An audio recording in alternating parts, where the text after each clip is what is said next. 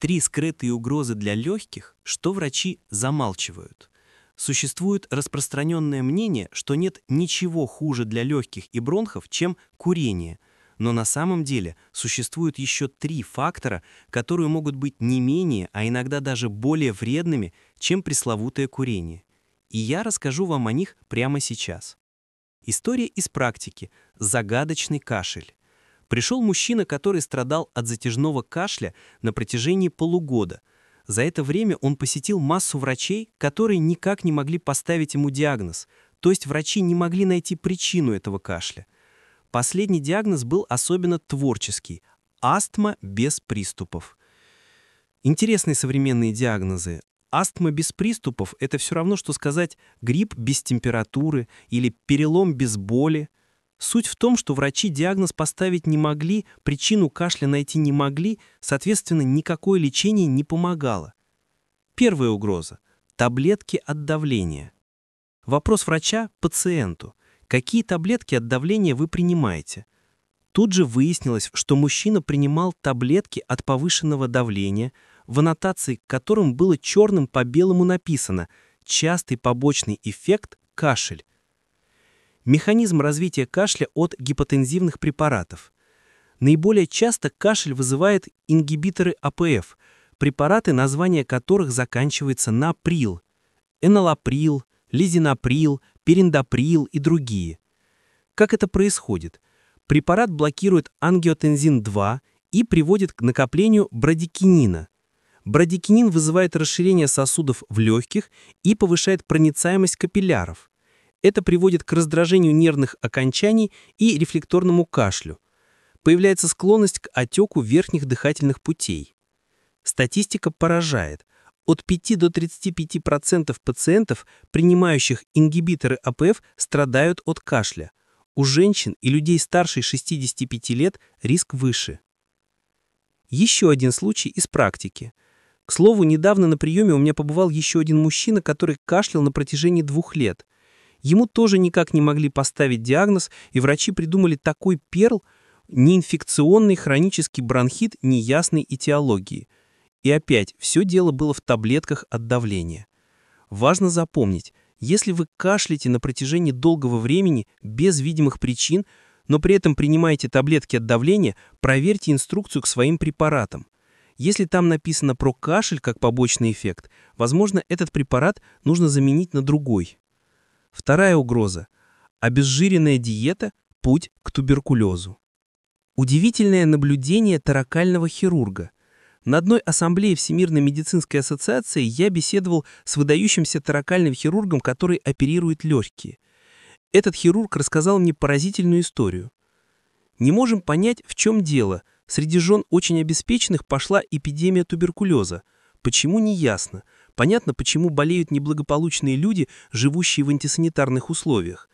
Но почему болеют жены богатых людей? Совершенно непонятно, ведь они живут в нормальных санитарных условиях. У них все хорошо с гигиеной и питанием. Разгадка эпидемии. На что я ему ответил?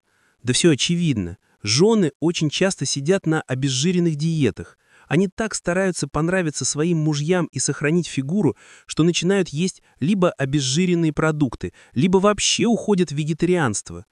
Почему от обезжиренной диеты страдают легкие? Все просто. Легкий – это прямой потребитель жиров. Научные факты. Альвеолы легких покрыты внутри сурфактаном, веществом, которое на 99% состоит из жира. Сурфактан критически важен для нормального дыхания и разрушается при воспалительных процессах. Для восстановления альвеол необходимы именно жиры. Жирорастворимые витамины А, Д, Е, К играют ключевую роль в иммунитете. Мудрость предков. Мамы и бабушки многих наших зрителей, еще не отравленные идеей обезжиренной диеты, знали, при бронхитах и простудах первым делом надо давать масло и что-то жирное. Я вспоминаю, что моя мама при простуде давала мне такой напиток – кипяченое молоко, кусочек сливочного масла и мед. Этот напиток нужно было пить 2 раза в день, и он очень хорошо помогал убрать кашель буквально за считанные часы. Клинический пример восстановления. Один молодой человек привел на прием лечить спину свою маму. Маму мы вылечили быстро, а вот ему самому нужна была помощь, потому что он был очень худ, болезненного землянистого цвета лица и очень сильно кашлял. Как говорила мама, он выкашливал легкие. Поговорив с молодым человеком, мы выяснили, что он по каким-то идейным убеждениям совершенно не ест жирной пищи. Главное лечение заключалось в том, чтобы начать есть каждый день сливочное масло и иногда кусочек сала. Даже без каких-то сильных препаратов, буквально за 3 недели, молодой человек пошел на поправку, только изменив свое питание. Золотое правило. Если у вас проблемы с легкими, кашель или бронхит, то как минимум в день надо съедать кусочек масла, например, 20 граммов утром. Третья угроза. Неправильное лечение инфекций. Когда антибиотики необходимы? Если мы выяснили, что кашель не от обезжиренной диеты и не от таблеток от давления, то нужно исключить инфекционные причины. В этом случае вам придется посетить врача, и, возможно, врач назначит антибиотики. Это тот самый случай, когда антибиотики нужны, но есть важное условие. Если антибиотики не подействовали в течение достаточно быстрого времени, 5-7 дней, то дальше их лучше не принимать. Почему длительный прием антибиотиков опасен для легких? Очень часто антибиотики снижают иммунитет, нарушают микрофлору всего организма, включая легкие, могут сами бить по легким как побочный эффект, способствуют развитию устойчивой патогенной флоры. Натуральные методы восстановления легких. Повышение иммунитета растительными средствами. В большинстве случаев нужно повышать иммунитет, и лучше всего это делать с помощью лекарственных растений. Алоэ – король иммуностимуляторов. Мой любимый препарат алоэ применяется в виде уколов, но напомню, что уколы алоэ делаются не в ягодицу, а в руку подкожно. Домашний рецепт с алоэ. 1 часть алоэ, несколько листочков, измельчить. 1 часть меда. 1 часть сливочного масла. Все смешать в емкости до однородной кашицы. Прием. По 1-2 чайных ложки 3 раза в день во время еды. Запивать теплым, не горячим чаем. Курс от 5 до максимум 7 дней. Если алоэ дома не растет, можно купить в аптеке чистый сок алоэ, без добавления спирта. Этот момент нужно уточнить у фармацевтов. 2. Ромашка аптечная. Тройное действие. Полезна и взрослым, и детям при болезнях бронхов и легких. Обладает антимикробным действием, противовоспалительным эффектом, заживляющим действием на слизистые. Дополнительный бонус – помогает лечить желудок при гастрите и язве. Применение.